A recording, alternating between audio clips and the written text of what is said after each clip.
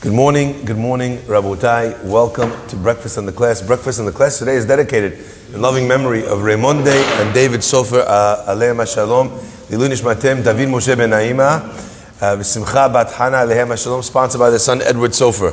Breakfast in the Class is dedicated as well in loving memory of Meir's mother, Rivka Kohen, Aleha Shalom, Lilu Nishmat Rivka Bat Morvari, Aleha Shalom, sponsored by Gloria and Meir Kohen. Breakfast on the Class is dedicated in loving memory of Rachel Shami, Aleha Shalom, Lunishmat Rachel Bat Mazal, sponsored by Moises Shami. Breakfast as well is donated in loving memory of Herman Hai Zabidi, Aleha Shalom, Lilu Nishmat Haim Ben Marhuba, Aleha Shalom, sponsored by his son Jack Zabidi. Did we get all of them? I think we got all of them. Okay. Our parasha begins by asking us, Vayidaber, Hashem spoke to Moshe saying, V'yikchu elad, please, V'yikchu li teruma, take for me teruma, a donation, me'et kol b'nei Israel, from all of the Jewish people. And our rabbis point out to begin this concept of the simichut. There's an idea in teaching Judaism that we've had many times before, where we are doresh semichot or semichut. What does that mean? Where you have one verse or one parasha that appears next to another one. There's a reason why we put this one next to that one. Why are these two things juxtaposed? Sometimes even, in order to have one story next to another story, what will we do? We'll change the timeline of events. Because the main point of the Torah is not to relate the history of the Jewish people, but rather to be able to communicate the laws that make up the body of what Torah is supposed to be. An instruction manual for how we live our lives. And if that's the case, so therefore the chronology is secondary to the message. So listen to this, Rabotai. The Sefarim write, why is it that we put Teruma after Mishpatim? And again, there's a big machloket amongst the Rishonim as to how the timeline actually worked out over here. Did Yitro come before Matan Torah? After Matan Torah? Was he before Mount Sinai or after? Were they commanded in the laws to build the Mishkan before they got Har Sinai or after they got Har Sinai? In fact, there's some opinions that say that part of the reason why they messed up with the Egel Hazahav, with the golden calf, was because they had already heard the laws of creating golden objects using symbolism. So they were trying to use their own version of symbolism in creating the golden calf. Again, so these ideas and the way we look at the stories and indeed the lessons that we take depend on how one understands the chronological and the sequence of these ideas and these laws leading to this point. However, Rabotai, I would like to offer another interpretation that I saw that talks about the semichot, and this is something which I think is very special. And the idea goes as follows. You know, all of Mishpatim, what does it deal with? It deals with the laws, torts, like they say. What money is mine, what money is yours?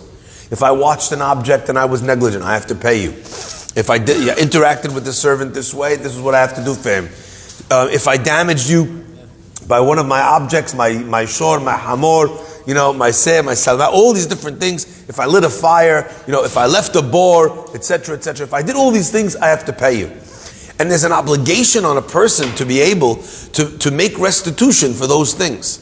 If I know that your money is yours, if we've learned Parashat Mishpatim together, if the money belongs to you, then you have a right to be able to give it to me. But until we know that the money is yours, Borei Olam says, I don't want it. Keep it. Right? God says, V'yikchu li teruma, give for me teruma, me'et b'nei Israel. I want the teruma to come from each person, not the money that comes from someone else. I've shared this with you before. I had a fellow the other year, a man came to me from London and he said to me, Rabbi, I want to make a donation. What's a donation? $3,726. So I'm Sephardi. I'm already trying to think which name of God, how many times, which malachim, is that the names of all the Shevatim, is that Parashat Bereshit Gematria? I don't know all the letters together. I said, what's the significance of $3,726? I was waiting to hear some very special very significant, very spiritual idea. And he said to me, Rabbi, I got this money. I don't really feel right that I have the money. It was a little bit inappropriate, a little bit shady that I got the money. He says, I don't feel like it's right that I should keep it. I decided to give it the tzedakah to the synagogue. I said to him, Rohi, you don't feel good about the money. Give it back to the person that you don't feel good about taking it from. Don't give it to me. Some people think that the essence of tzedakah is like spiritual money laundering. Right? The money's not kosher. Let me kosher the money and send it to the knis. It doesn't work that way, Rabotai. I just want to reiterate this, both for the people here and for everyone. We do not have a washing machine here in the synagogue. We cannot clean your money. This is not how it works. Both in this world and in the next. Right? It doesn't work that way. HaKadosh Baruch Hu says, let's go through a meticulous understanding of whose money is yours, what money is yours, what money belongs you owe to somebody else. Once you've taken care of all those debts and all those things, now it's another thing. I remember I had someone once come to me crying, and he says, this guy, he owes me money for a long time. I said, okay, what do you want from me? He says, he keeps giving donations to the shul. I said, okay, what do you want from me? He says, tell him to stop giving donations to the shul until he pays me up. I said, what do you want from me? No, I'm joking. Right? I said, it's actually an excellent point. I said, I don't know if I'm going to tell the guy that way, but I'll look for the right opportunity to say it. Now that's money that does belong to him. But how are you being so free in donating all this money to tzedakah when you haven't taken care of your responsibilities? Right? You have chiyuvim here. You have to make sure that you've cleared your books. Me'et kol Yisrael, from all of the Jewish people, I'm happy to take. But each Jew should give me their own teruma that belongs to them. Now, I need to kind of explain this, because many of you who have been listening to this class before know that what I love to do more than anything else is take a point, drive it down to its most purest form, and then once we have it in its purest form, we're able to understand how to extrapolate that to other things. I think what the Torah is communicating here is that you can't make something kosher b'di'evid. Something is kosher lechatechila, not b'di'evid. Now, again, let me explain what that means, because that sounds like a confusing idea. If you did something wrong, then the way to fix the thing that you did wrong is not to do another thing right. I think that's the crux of this idea. You don't do another thing right. Guy feels bad, he didn't go to shul this week, so what does he do? He gives a donation. Guy feels bad, he's not studying Torah anymore, so he pays for a Torah scholar. You know what I'm going to do? I'm going to sponsor some guy this month in the Kollel. That and that are both beautiful, but one doesn't make up for the other. We need to fix, when we create a ditch in the road, right? What do? Imagine the logic over here. You have a ditch in the road. What's the halakha if you dig a ditch? You have to cover it up, right? Ki yichre ishbor, ki yiftach ishbor. We just read about it last week's parasha. Could you imagine a guy that he takes all the dirt from the bore, the exact amount that he would need to fill up the pit. He packs it together. He even makes a mold that fits the hole exactly out of concrete in a lab. He takes the mold and he goes next to the pit and he stands it up upside down. So now there's a pit that goes like this, and then there's the filler of the pit that goes like this. What does the guy have now? Now he has two bores. One that goes down and one that goes up. Trying to fix the mitzvah by doing something else to fix it is actually not doing anything at all. And on some level, this guy was giving donations when he still owes somebody money. It's not just that he didn't pay off. It's that he's tainting the mitzvot of tzedakah that he's doing, because it's the other fellow is watching him give this money to everything else but to the person that he owes the money to. That is a very powerful yesod. Okay? On a certain level, that's considered to be something that's called mitzvah haba ba'avera, a mitzvah that comes through a sin. Right? That's a very powerful thing. That someone said to me once, Rabbi, there's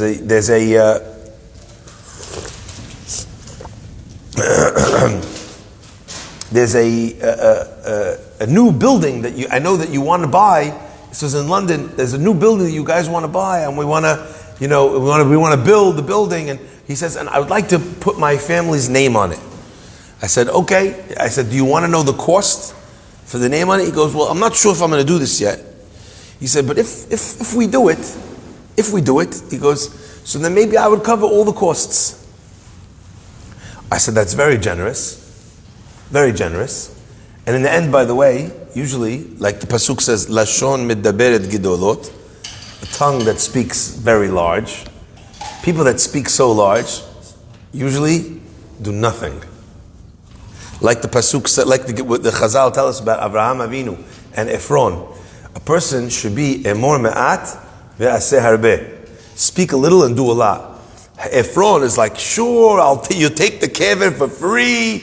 And then by the time they finish this little negotiation, he winds up charging an absolute fortune of money, many more times than the value of the kever itself. So a lot of times people who speak very large, not only do they underdeliver, they don't deliver at all. Okay? Avraham actually does the opposite. He tells the angels, like, have a little bit of water. I'll give you bread and water, like. And then he makes a feast, fit for a king. Right? So this guy was like that, and he came to me and he said, if I do it, and in the end, like I said, nothing happened from it. But I was reminded of a very powerful experience from Rav Chaim Shmulevitz, I believe it was. When he was building a yeshiva, there was a man who came to him and said, Rabbi, I love the idea. I want to pay for the entire project. And Rav Chaim Shmulevitz said, you can't build something where one person paid for the entire project. You could build a building, no doubt, no problem. You can build an apartment building, you could build a mall, no problem.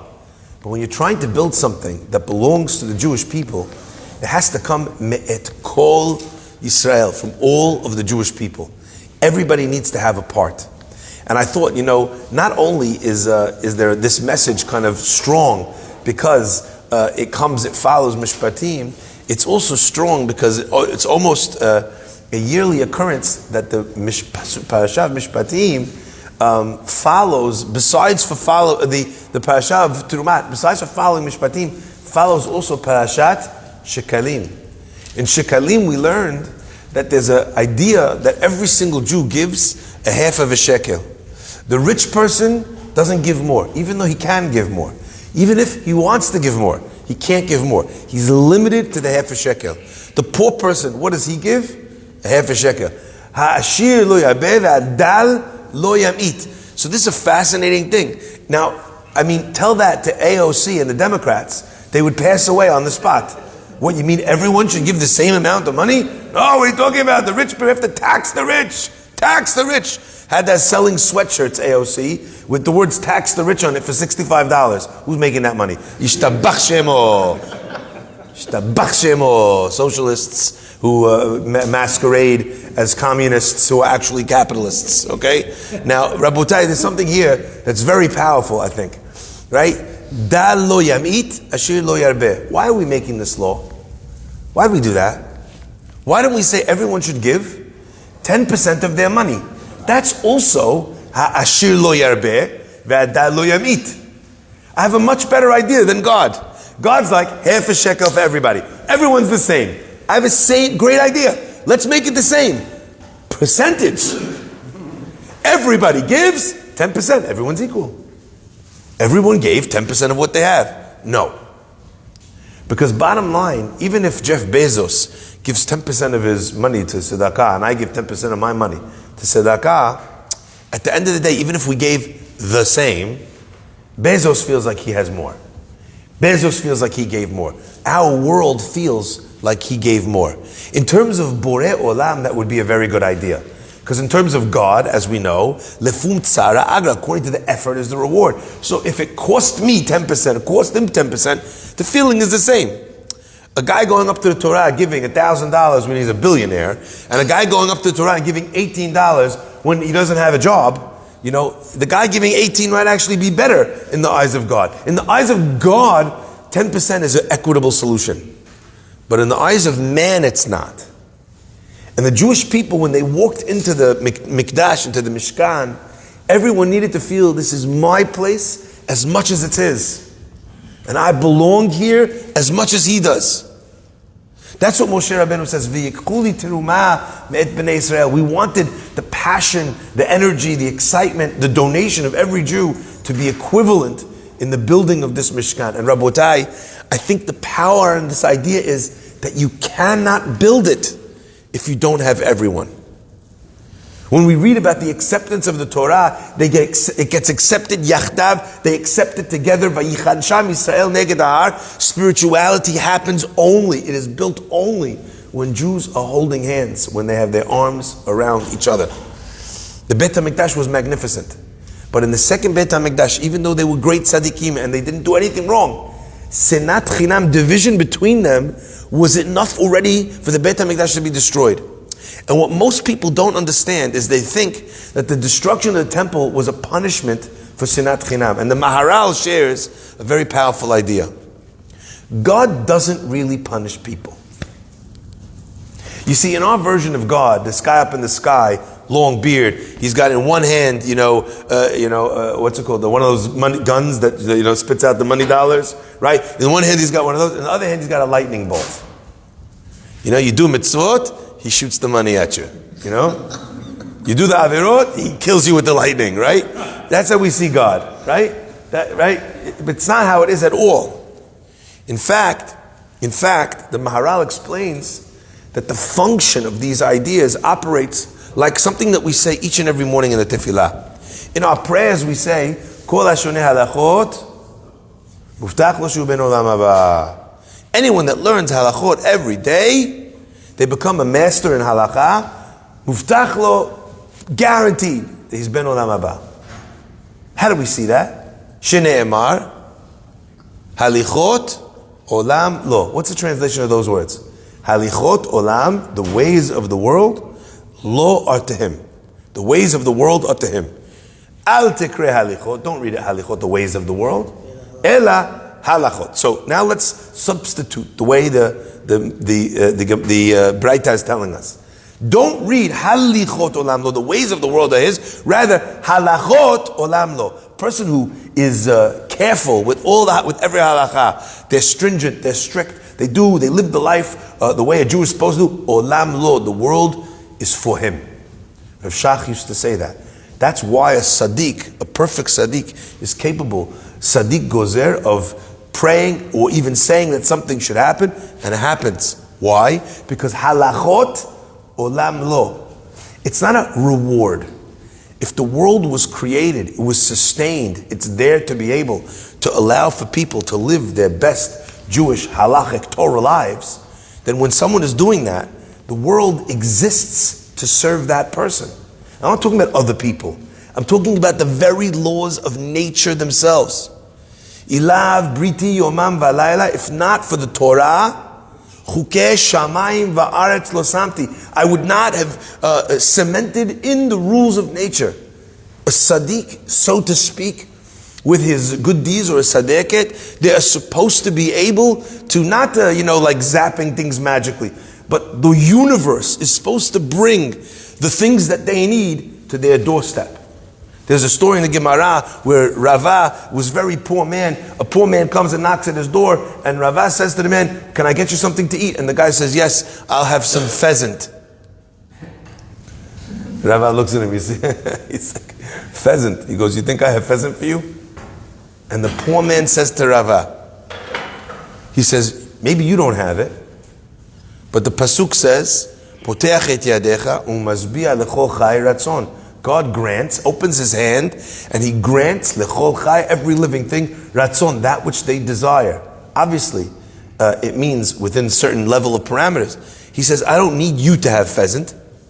You're just the messenger. You're Uber Eats. The food, the thing that I need is coming from God. And God has pheasant. Rava is laughing at the guy, and while this exchange is happening, there's a knock at the door, and Rava's sister comes to visit him. She hasn't seen him in a long time, and because she hasn't seen him in a long time, she brings him something very delicacy to eat. And what does she bring him? Pheasant. Rava opens it, sees the pheasant. Shtabach shemo.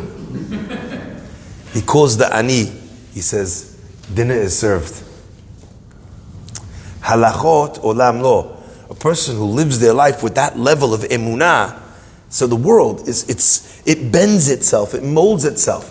Do you think Rava's sister was aware why she needed to decide to come visit her brother only then? And when she's in the store of wonderful treats to bring the brother that you haven't seen in a long time, ink, right?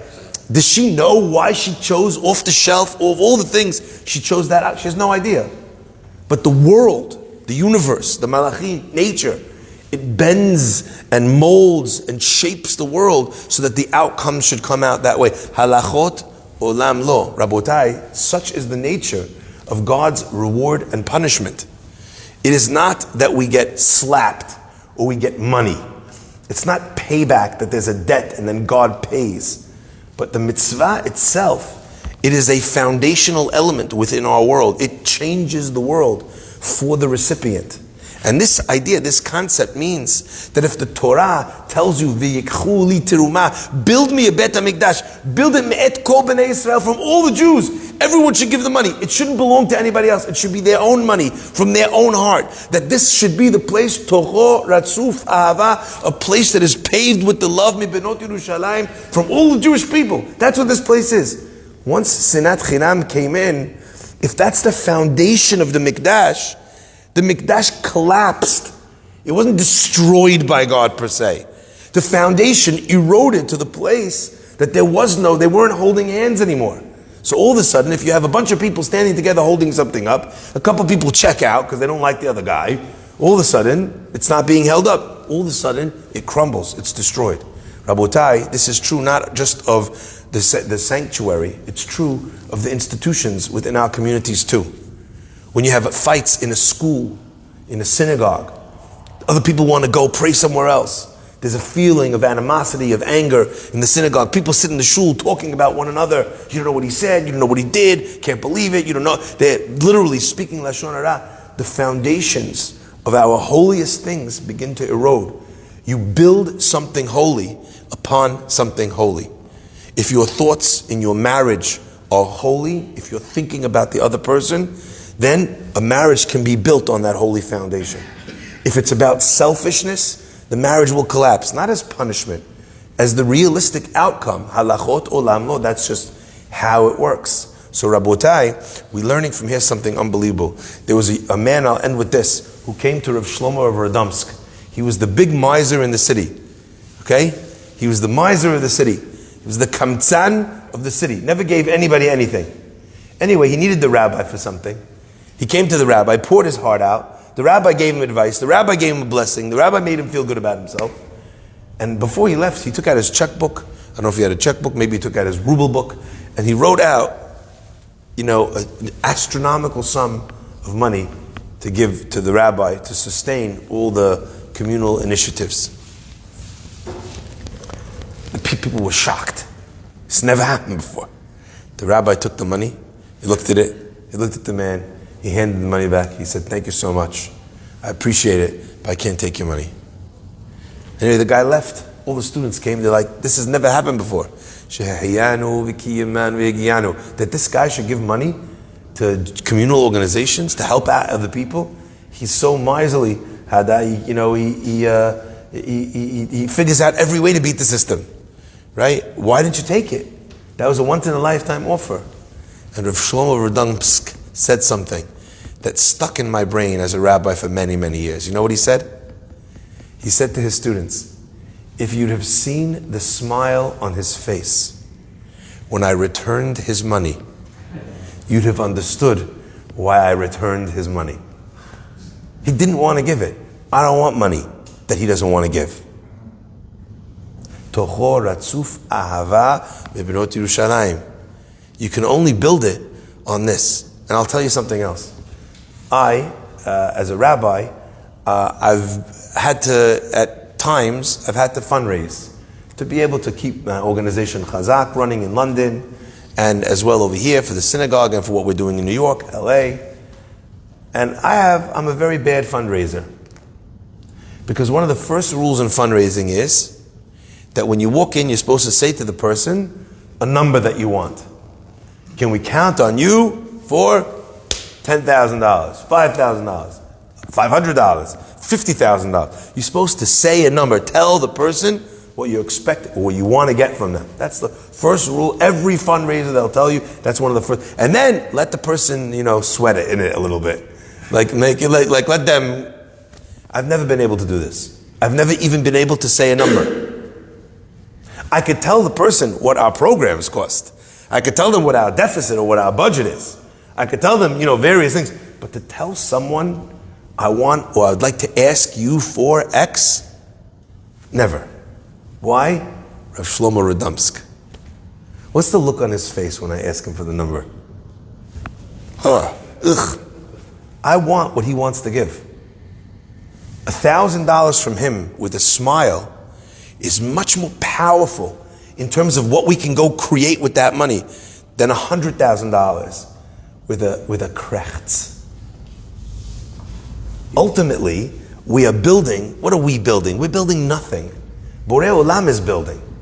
The Mishkan, without God deciding to come into it, what was it? Nothing. It was IKEA. You built the Florgenstabist, right? You built something that's nothing, an empty shell.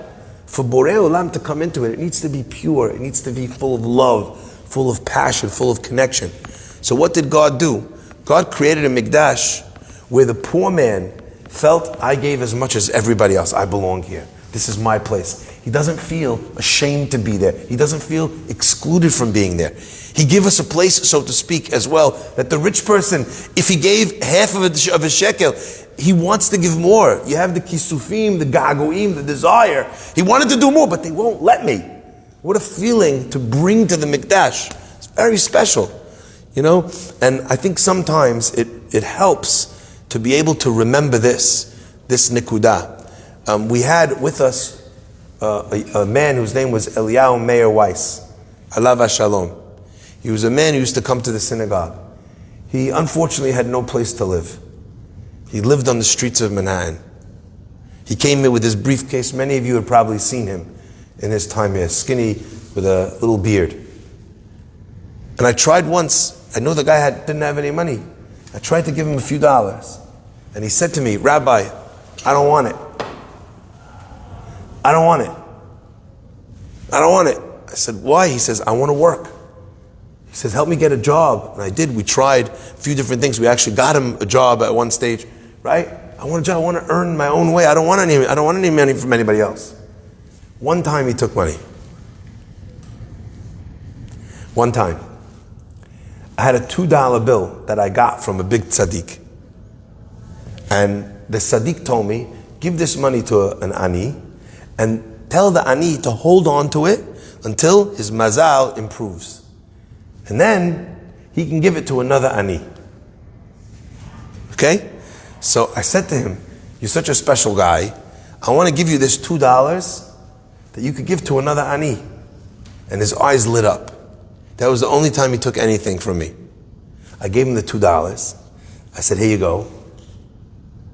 And he stood up and he closed his eyes and he took the $2 and he says, thank you. And he gave it back to me and he says, please be my shaliach. To give it to another ani. Isn't that special? Isn't that special? He passed away this year. He passed away. Actually, it's going to be almost a year from when he passed away, right after Purim last year.